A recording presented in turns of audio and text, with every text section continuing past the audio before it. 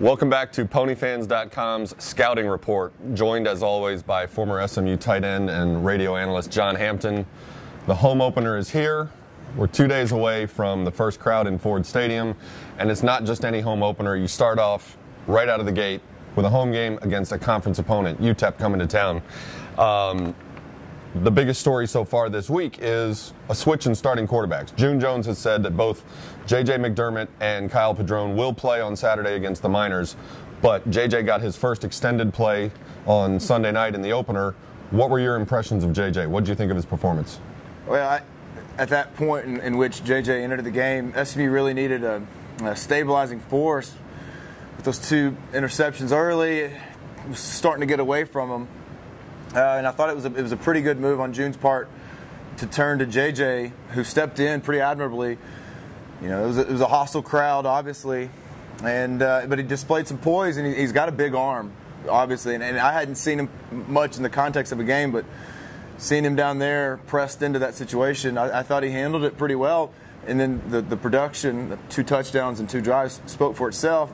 But once the game settled in and A&M was able to scheme a little bit more to stop the run, especially, kind of made the passing game, made SMU a little more one-dimensional, and it made it tough for for JJ to get his yards in that second half, to get some progress. But I thought in how he was forced into the game, I thought he handled it very well.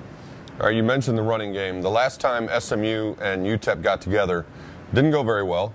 Mustangs went out to El Paso, came back with a 28-14 loss. More than that, though, Zach Line broke a bone in his back. He kept playing the rest of the season, which speaks volumes about him, but he broke a bone in his back. They lose the game. If there were any questions about how he was going to respond to that injury, how fully recovered he was, he goes 22 for 128 Sunday night against the Aggies. Eliminate any doubt about being fully ready and 100% this year? Well, before you give Zach Line a position on the field, he's just a football player, period, all the way around. Whether he's covering kicks, covering punts, tackling people, throwing his body around, or carrying it. So I didn't imagine a back injury or any injury would slow him down much.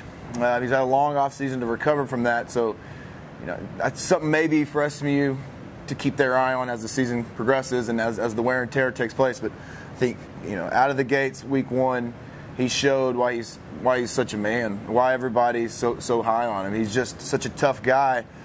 And had you not told me that he hurt his back, I wouldn't have known that. To be honest with you, it's not something he vocalizes. It's not something that the players make an issue of. And I think Zach is just back to the root. He's just such a ball player. Little injuries or big injuries just don't faze him, and he's able to block it out for that 60 minutes to go play a game. UTEP comes to town with a 1-0 record. With that 1-0, that victory that they had on Saturday, they had to go to overtime to beat Stony Brook, which was now they call it Football Championship Series team. It used to be 1AA. They had to rally from, I think it was 2 touchdowns behind to pull that win out.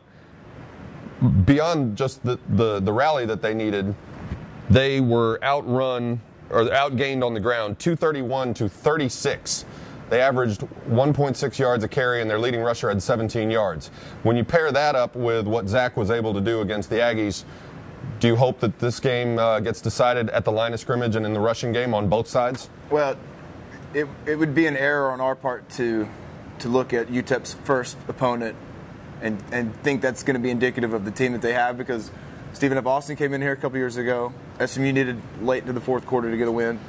Oregon State got beat by Sacramento State the other day. Duke got beat by Richmond. You see it happen, you know, almost on an annual basis. That lower tier, that level, rallies. It's their Super Bowl. It's their first game of the year, so they're focusing for a full month and 2-a-days, if not spring ball going up to it, knowing that they've got to rally and play Division I or FBS opponent right out of the gate. So I think you see a real galvanized effort from those schools, understandably so, that they're not, if they can beat UTEP, the country will pay attention. If they beat whatever's in New York, some other Manhattan or some Long Island school, whatever. Nobody pays attention to it. So that's their rally cry to be able to get out and knock someone off. So I think they got a very spirited effort, and UTEP had to come back late in the game, and they'll appreciate a win as a win regardless. But that running game, that stat's pretty putrid. And last year they had a great back. Donald Buckram, who shredded SMU for a couple of years, wasn't able to get anything going in his senior year, limited his professional opportunities. Then the back this year is the same beneficiary of that offensive line that's just not moving people and not moving anywhere. So for SMU, you got to feel like the strength defensively is to be able to stop the run. And if you make a team one-dimensional, just ask A&M how easy that is.